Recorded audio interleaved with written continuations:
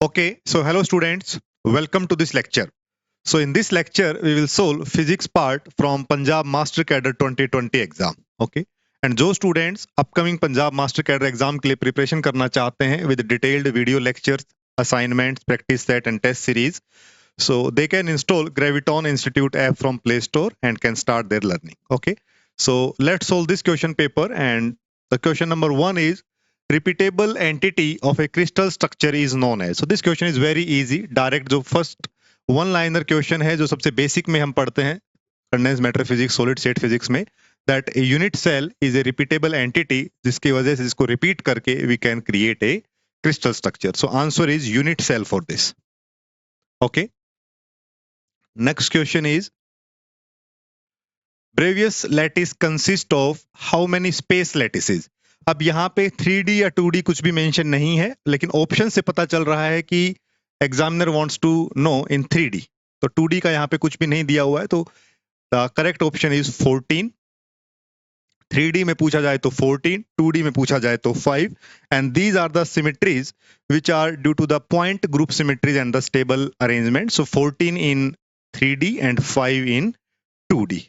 So यहाँ पे 5 जैसा कोई ऑप्शन है नहीं, तो वो कंफ्यूजन नहीं होगा कि 2D में पूछा है कि 3D में पूछा है, तो 3D के लिए 14 इज द आंसर. ये भी डायरेक्ट आप जो सिमेट्रीज पढ़ते हैं वहीं से क्वेश्चन है डायरेक्ट. कितने, इसमें तो ये भी नहीं पूछा कि पर्टिकुलर सिमेट्री में पैरामीटर्स क्या होते हैं, वो नहीं है, सिंपल नंबर ऑफ सिमेट्रीज पूछा गया है, तो इजी क्वेश्चन हम इसको कहेंगे, that is 14 is the correct answer.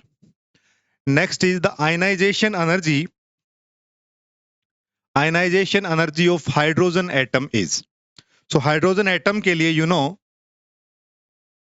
Hydrogen and hydrogen like atom के लिए we discuss En is equal to minus 13.6 Z square by N square electron volt. Okay, so यहां से हम देखें फॉर Z इक्वल टू 1, अगर hydrogen atom का case ले रहे हैं तो for Z equal to 1 En is equal to minus 13.6 divide by N square. Now see N equal to 1 वाला जो इलेक्ट्रॉन है that is bound with the nucleus with minus 13.6 electron volt energy. मतलब अगर ये न्यूक्लियस है, ये electron है, so this is bound with 13.6 electron volt energy. Negative sign का क्या मतलब है कि it is in the bound state. तो अगर हमें इसको नॉकआउट करना है तो जो भी एक्सटर्नल एजेंसी है which is supplying the energy, उसकी एनर्जी 13.6 इलेक्ट्रॉन वोल्ट या उससे ज्यादा होनी चाहिए.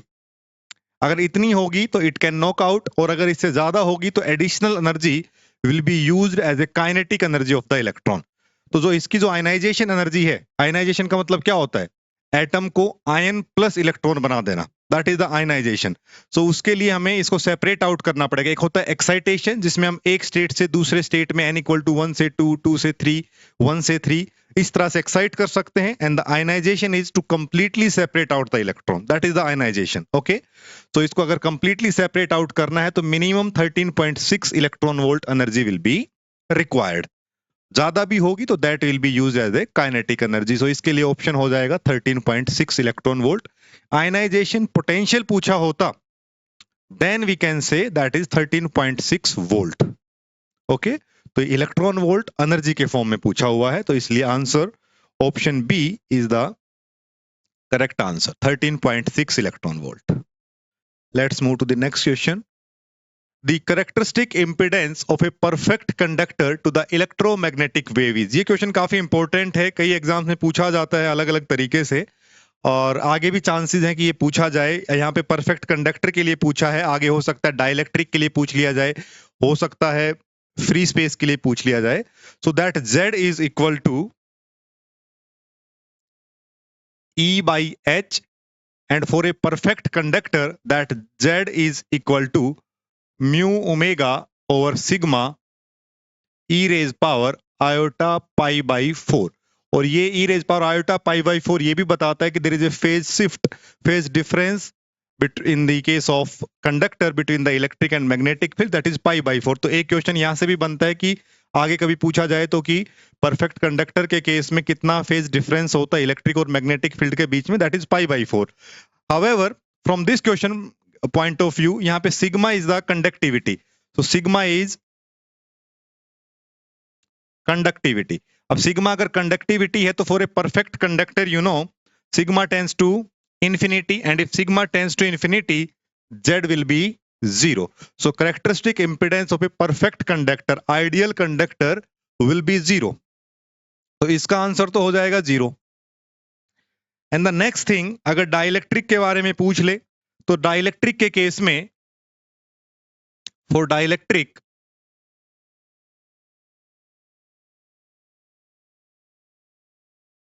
Z is equal to mu by epsilon, and for free space, that is very good question from your exam point of view. अगर कभी free space के लिए पूछा जाए तो for free space Z is equal to mu naught by epsilon naught, और इसकी value आती है नियर 377 ओम. तो ये वैल्यू डायरेक्ट पूछी जाती है फ्री स्पेस के लिए, इसकी यूनिट भी पूछी जा सकती है और वैल्यू भी 377 ओम. डाइलेक्ट्रिक का ये फॉर्मूला है ये. Okay, so which of the following does not affect the reverberation time? Size of the auditorium, frequency of the sound, nature of the walls, area of the wall. So this question is from sound. Okay, so you know सबसे पहले तो अगर ये समझना भी हो कि what is this time, so whenever the source stops producing the signal, तो कितना टाइम लगता है to decay down by a level of 60 dB. So that is this time. However, the formula of this time is given by 0.161 V over alpha S. Okay, so V is the volume, S is the surface area of the walls, alpha is the absorption coefficient. So from here you can see कि frequency का dependence नहीं है on this time. तो size of the auditorium, volume, nature of the walls, absorption coefficient, area of the wall, surface area S. So frequency of the sound is the correct answer for this. Okay.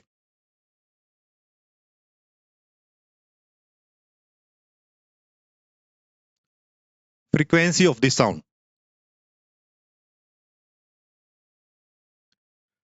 So next is example of non-polar dielectric. So this is a very easy question. Direct one-liner: water, hydrochloric acid, sulfur dioxide, oxygen.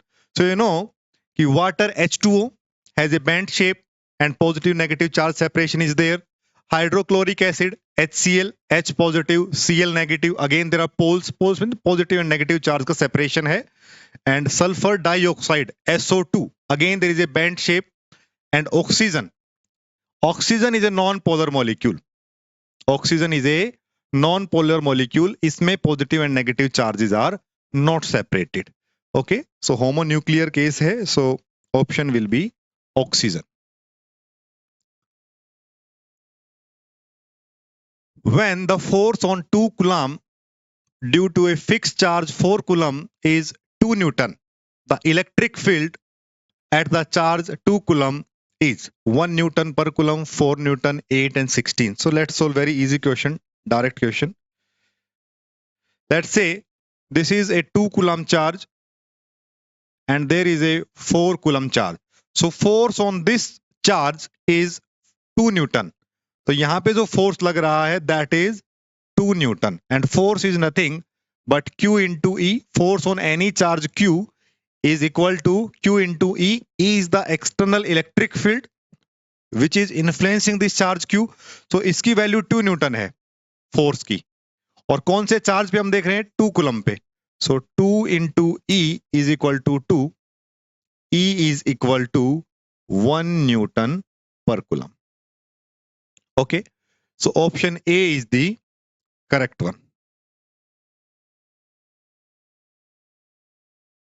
Okay, 1 Newton per coulomb. Next देखते हैं. The velocity of EM wave in free space is velocity of EM wave in free space. So you know velocity of EM wave in free space is given by 1 by mu naught epsilon naught under the root, और जब इसको solve करते हैं इसकी value आती है C which is equal to 3 into 10 raised power 8 metre पर second. तो फ्री स्पेस में तो ये स्पीड होती है EM वेव की. सो यहाँ पे देखो इंडिपेंडेंट ऑफ F, फ्रीक्वेंसी पे डिपेंड ही नहीं कर रहा है. सो इट इज पहला ये ऑप्शन है independent of F. So option A is the correct one, independent of F. आगे बढ़ते हैं। Velocity of wave in an ideal conductor. देखो ideal conductor means perfect reflection. Simple सी बात है कि आइडियल कंडक्टर, अगर हम कहीं कंडक्टर है तो कंडक्टर का मतलब ये होगा कि वहां पे डिके होगा उसका एम्पलीट्यूड। लेकिन किसी डेप्थ पे जाके, जिसमें हम स्किन डेप्थ और वो सब पढ़ते हैं, कि किसी पर्टिकुलर डिस्टेंस पे जाके इस पैटर्न में डिके होगा। लेकिन जब हम कह रहे हैं आइडियल कंडक्टर, इसका मतलब है sigma tends to infinity. In that case you can see कि complete reflection of the wave will be there, complete reflection of the wave will be there. So if this is a perfect conductor, so there will be a perfect reflection.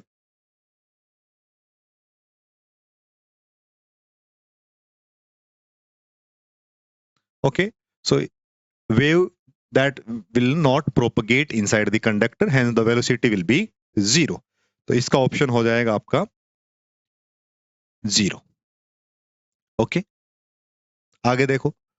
If A current of 1 ampere flowing in an inductor which has the value inductance L equal to 2 Henry, the energy stored in inductance is. So energy stored in inductance will be W equal to 1 by 2 L I square. ये formula हमने पढ़ा है classes में।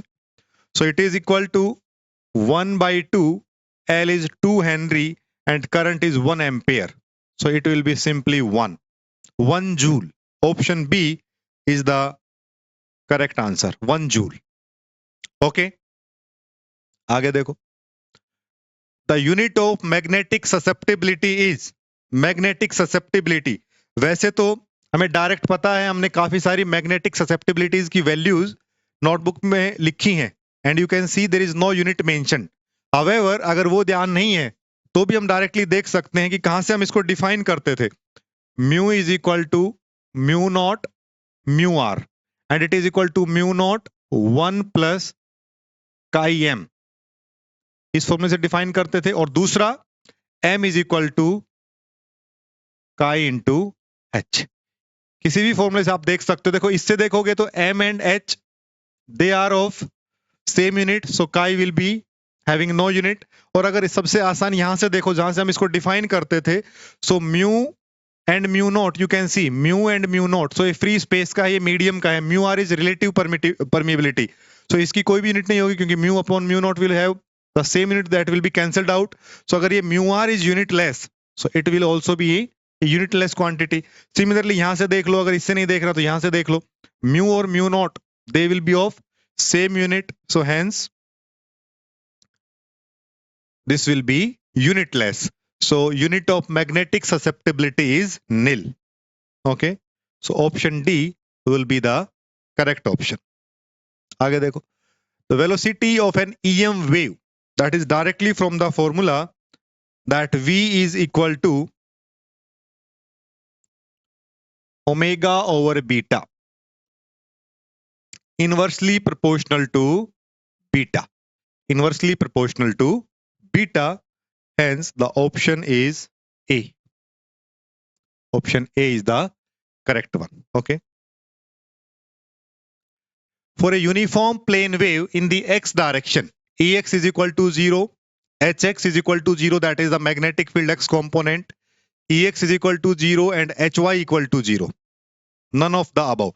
देखो अगर हम इसको समझें थोड़ा डिटेल में चल के, if a wave is traveling in x direction, say, so say this is x direction, this is y direction, and this is z direction. So if a wave is traveling in this direction, say electric field is in this direction and magnetic field is in this direction.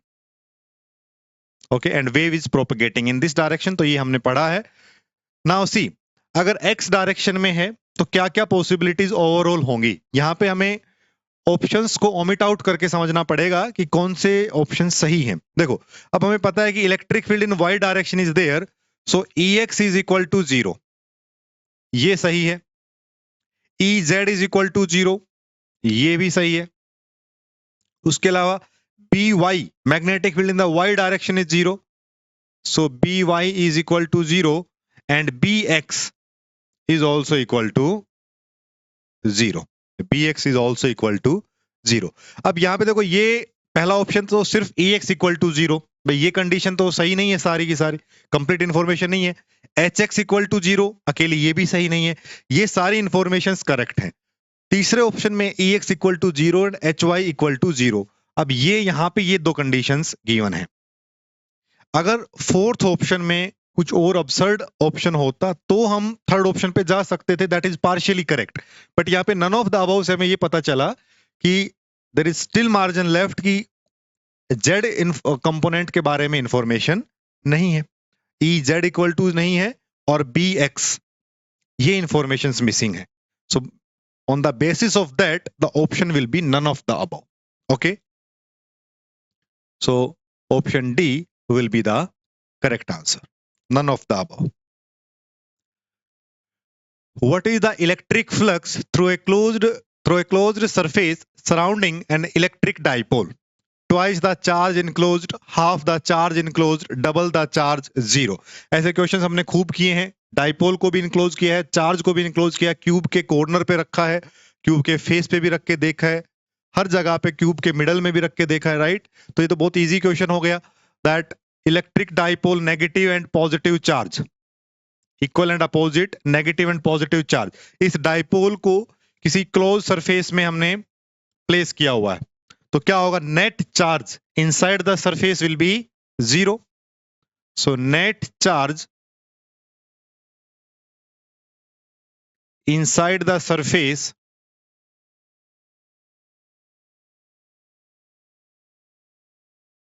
Will be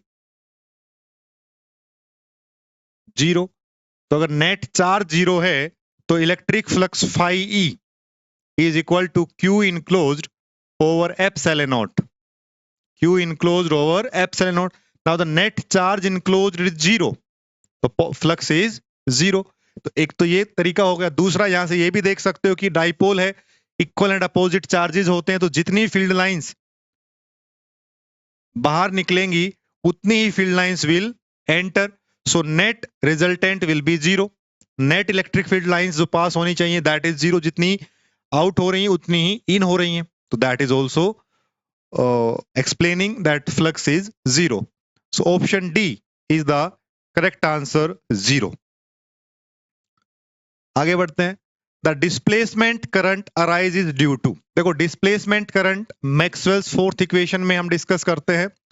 जो initially जो equation है that is B dot d l is equal to mu naught I enclosed, that is the Ampere's law. इसका जो modification है that is given by Maxwell.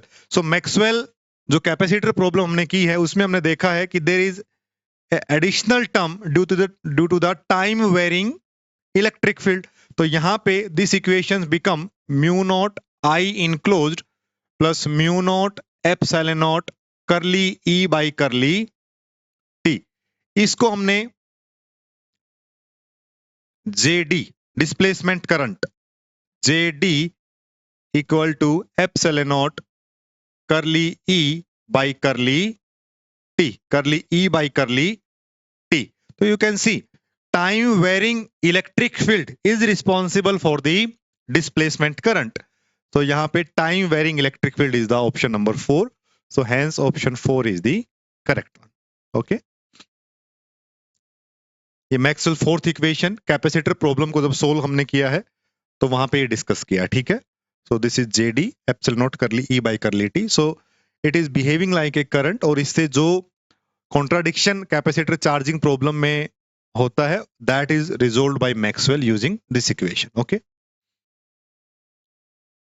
which series of hydrogen spectrum has a wavelength in the visible range? Visible range में कौन सी, Lyman, Balmer, Paschen, bracket. तो देख सकते हैं higher side में लाइमन होता है that is in the UV, then Balmer that is in the visible, then Paschen, then Brackett and then P-fund. Okay, so that is UV, visible, far IR, so near IR, IR, far IR. So Balmer lines is the correct option. Balmer line is the correct option. Okay, so option B is correct. वैसे इसको ध्यान रखने का, अगर इसमें confusion हो तो कैसे याद रख सकते हैं कि जो लाइमन लाइंस हैं वो n इक्वल टू 1, जैसे ये है भाई n equal to 1, n equal to 2, n equal to 3 and so on. तो देखो जो गैप है that is keep decreasing as n is increasing. तो सबसे जो बड़ा गैप है वो यहीं पे होता है n इक्वल टू 1 से 2 में। तो जो भी लाइमन लाइंस होती हैं वो n इक्वल टू 1 पे एंड करती, चाहे 2 से 1 पे आए या 3 से 1 पे आए या 4 से 1 पे आए। तो सबसे ज्यादा जो फ्रीक्वेंसी है, एनर्जी है, वो लाइमन की ही होगी, इसीलिए वो ultraviolet UV side, higher frequency higher energy side lie कर रही हैं। ठीक है, अब इससे ऊपर अगर बाल्मर देखेंगे तो बाल्मर 2 पे एंड करेगी, 3 से 2, 4 से 2 एंड सो ऑन। तो ये इससे कम, ऊपर के गैप और कम होते जाएंगे तो वो पीछे की तरफ आती जाएंगी। तो अगर आपको एनर्जी स्केल पे देखना है या फ्रीक्वेंसी स्केल पे देखना है तो ऐसा दिखेगा। अगर वेवलेंथ के स्केल पे देखना है तो अपोजिट दिखेगा, क्योंकि लाइमन की जो वेवलेंथ होगी वो सबसे कम होगी फिर। ठीक है, फ्रीक्वेंसी सबसे ज्यादा है चूंकि। So option B is the correct one. The number of splitting level in 2p orbital would be, that is simply 2l plus 1. For a given l value, splitting will be 2l plus 1. For 2p, l is equal to 1 and it is 2 into 1 plus 1, that is 3. So option C is the correct one, 3. If the electron in the hydrogen atom jumps from third orbit to second orbit, means n equal to 3 से n equal to 2 में, the wavelength of the emitted radiation is, दोनों तरीके से इस question को कर सकते हैं। देखो, अगर ये n इक्वल टू 3 से n इक्वल टू 2 पे आ रहा है, राइट, तो इसका मतलब ये जो लाइन है ये H अल्फा लाइन है, it is H alpha line, Balmer series की पहली लाइन। या तो डायरेक्टली भी याद रख सकते हो, अगर नहीं रखना चाहते हो तो सिंपली जो एक रिलेशन हमने लिखा हुआ है 1 by lambda is equal to R 1 by N final square minus 1 by N initial square, इसको यूज कर लो। So it is equal to 1 by lambda equal to R 1 by N final, that is 1 by 4 minus 1 by N initial का square, that is 3 का square 9. So it is equal to R, it will be 36, 9 minus 4.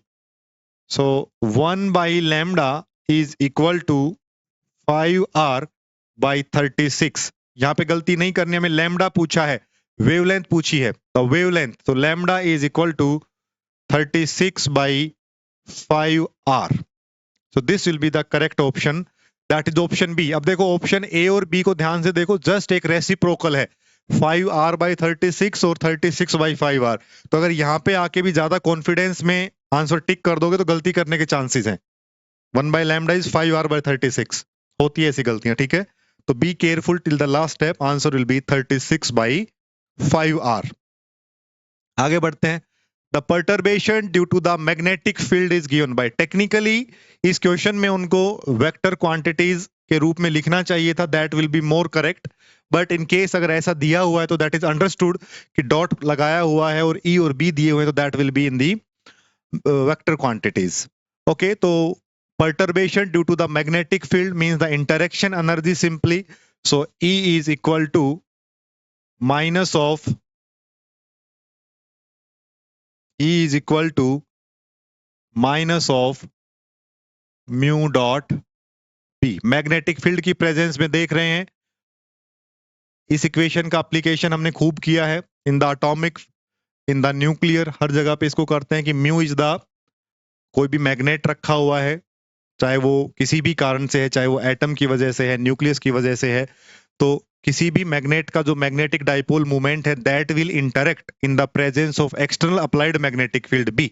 So that is B is the external applied magnetic field and mu ये magnetic dipole movement है उस magnet का which is placed in the presence of magnetic field. So minus mu dot B, option D will be the correct option for this. आगे बढ़ते हैं। Number of particles in a primitive cubic unit cell is, तो primitive cubic unit cell is the simplest one.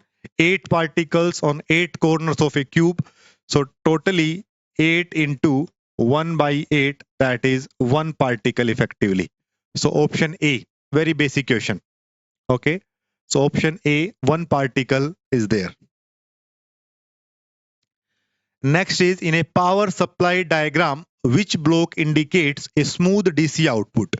देखो ये जो question है ये important है फ्रॉम द ऑप्शंस परस्पेक्टिव कि ऑप्शंस में क्या क्या दिया हुआ है. Filter is one, transformer is one, rectifier is one, regulator is one.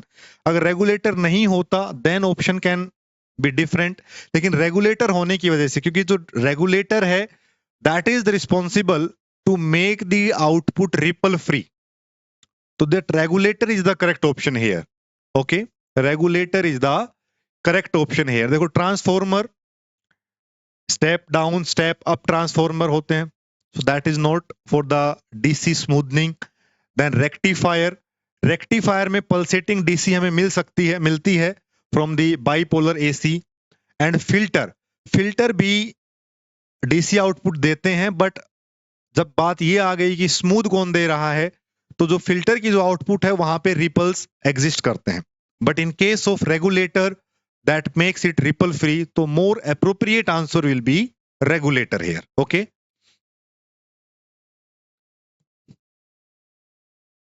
या next one. Why is heat produced in a diode?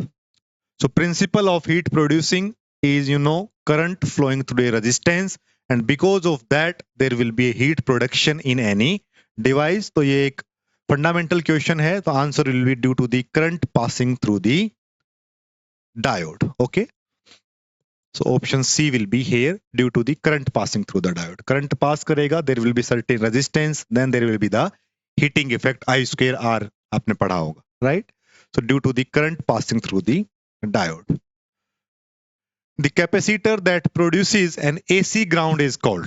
तो देखो DC open means open for the DC. Coupling capacitor, two stages of the circuit को couple करने के लिए coupling capacitor. Open means circuit is open. But bypass capacitors, this bypass capacitor is used to bypass AC signal to the ground. So that is known as AC ground. Bypass capacitor is the correct answer for this. Okay. What causes the depletion region? Depletion region, very basic principle of semiconductor physics. P type, N type semiconductor को जब पास में रखते हैं, तो there is a migration or the diffusion of particles from higher concentration to the lower concentration side. P side से positive, N side से negative charges will migrate, will diffuse and will combine to form the depletion region. So here the option will be diffusion of the particles. Okay, next is silicon atoms combine into an orderly pattern.